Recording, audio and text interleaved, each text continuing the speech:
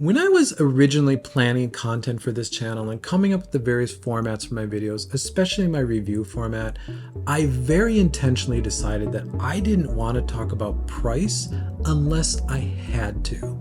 Now, fast forward to the end of September 2023, and it seems like all the running community wants to talk about right now is the price of running shoes, mostly thanks to the Adidas Adizero Adios Pro Evo 1 release.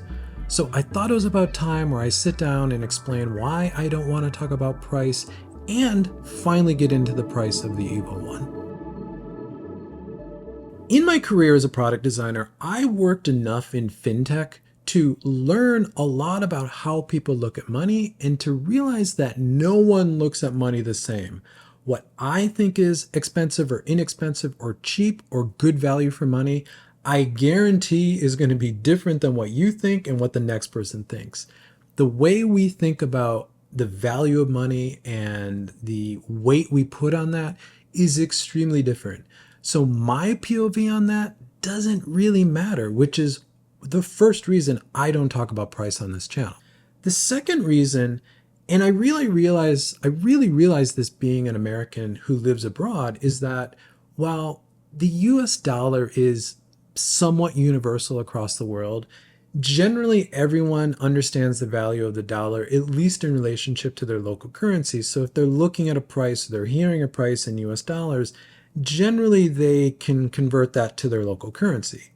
But the import duties, the taxes, the things that countries put on imports coming into the country significantly change the prices for most consumer products, running shoes included. So that US price that is quoted by the manufacturer doesn't really have a lot of value for someone not in the US, because I guarantee the price that they're going to pay for the product is going to be extremely different.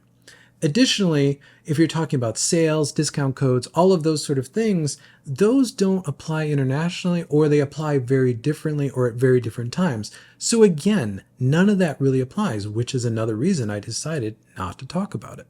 The final reason that I chose not to talk about price is that I come from cycling. Now, I've talked a lot about that on this channel and in my podcast about my background with running and cycling. But for many years, I was focused exclusively on cycling, or running was secondary to cycling. But compared to cycling, running is really inexpensive. And I wanted to illustrate that very quickly here. So let's look at a running shoe to a cycling shoe. So again, let's go back to the Nike Vaporfly 3. Top end, pro level, the best shoe that Nike will sell you. But again, this could be Adidas, Asics, doesn't matter the brand. What does that cost for the same pro level cycling shoe? There we go. We're looking at probably around $450 US. Now, Suplest is a bit of a boutique brand from Switzerland. These are those shoes that I raced and rode in. I did not ride in this model. I rode in a cheaper model. But again, you look at any cycling shoe manufacturer, they're all going to be around this price for that top tier carbon racing shoe. Now, the thing about cycling shoe brands is they are not bashful about special editions or bleeding edge tech versions of their shoes. They come out with them all of the time, a couple times a year, especially for some of the manufacturers from Italy. And they will charge $800, $1,000, $1,200 for those. And they will sell out instantly. So when you're comparing running to cycling, and I get it's an extreme comparison, but I'm coming from cycling. So when I look at running, I see running as very inexpensive. And the way I value money and the importance I put on running, and the fact that running is really the only activity that I do as far as a hobby, I'm willing to spend this money on running. And it doesn't frankly bother me. Again, coming from cycling, I'm spending a fraction of what I used to spend when I was a cyclist. Let's talk about the Evo 1 price now. The reality of the $500 price tag on the Evo 1 is that Adidas is losing a considerable amount of money on each shoe sold. Now, when a manufacturer develops a new product and they factor in all the R&D and the manufacturing upfront costs, they're costing it out based on tens of thousands, if not hundreds of thousands of units sold. So they can lower the price to something that we're more used to. But at 521 units, and I believe that's across both drops, but what I'm about to say is not going to change if it's 521 units for the first drop and the second drop, giving you over 1,000 units. Adidas is losing a considerable amount of money selling the EVO 1 for $500. If they were pricing this shoe at a price where they were making a profit, this shoe would have to cost somewhere between $1,500 to $2,000 US, which obviously that's not going to work out. So when I'm saying that Adidas doesn't want to have to sell this shoe, they don't want you to buy this shoe, this is just one of the reasons that I mean is that they're losing a lot of money by doing this. But that is how the regulations from World Athletics are written, therefore they have to. And if they're going to do a short run shoe like this, they just have to suck up the cost. And this brings us, I think, to the next point of want versus need. Now, 40 Runs recently did a video on this that I think is spot on. And if you don't subscribe to 40 Runs and you don't know who 40 Runs is, I'll put a link in the description to this video. I recommend to go watch this video because his point about not needing the top end shoes, you don't need the EVO 1, is spot on. So the difference between wanting a shoe versus needing a shoe is extreme.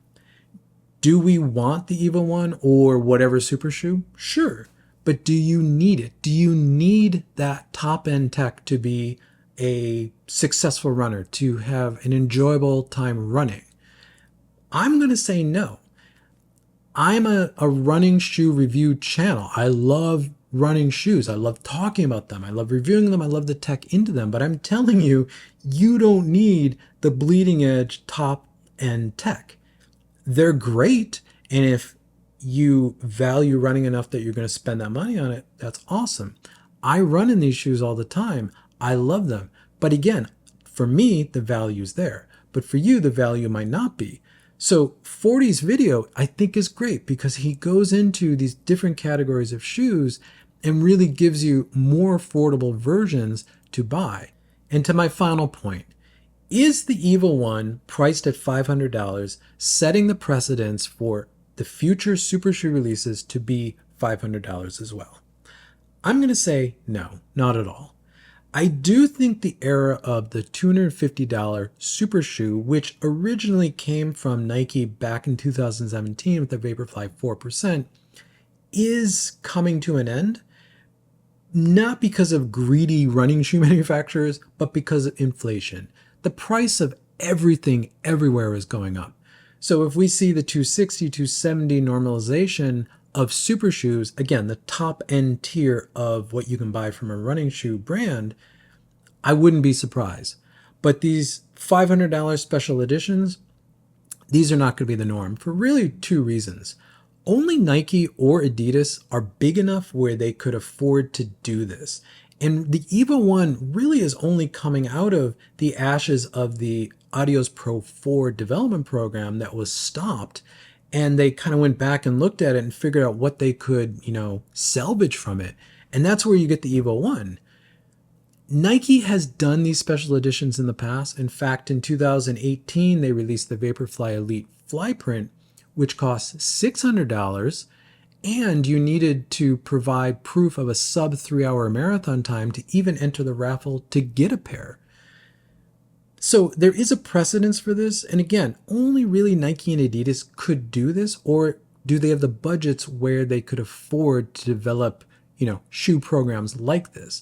But it is not going to be the norm because it is extremely costly. And even with Adidas, they already have the Prime X program, which is their development platform. That is sort of their future tech development, cost is no barrier platform. So there you go. My thoughts on pricing. I probably won't talk about pricing much more again on this channel, but let me know in the comments your thoughts on all of this. Again, like I said, everything is going up in price everywhere in the world, not just in running. So yes, everything is going to get more expensive, but we are not headed to $500 normalization of shoes anytime soon. And if you're one of the purists that thinks track and field or athletics should stay inexpensive, that's a subject for another video that I'll probably get into, is that technology moves on, technology changes, and technology is expensive. And the ship has sailed on technology in all sports, all athletics. So everything is ultimately going to get more and more expensive. But again, we're not going to see massive jumps like we just saw with the EVO 1 price.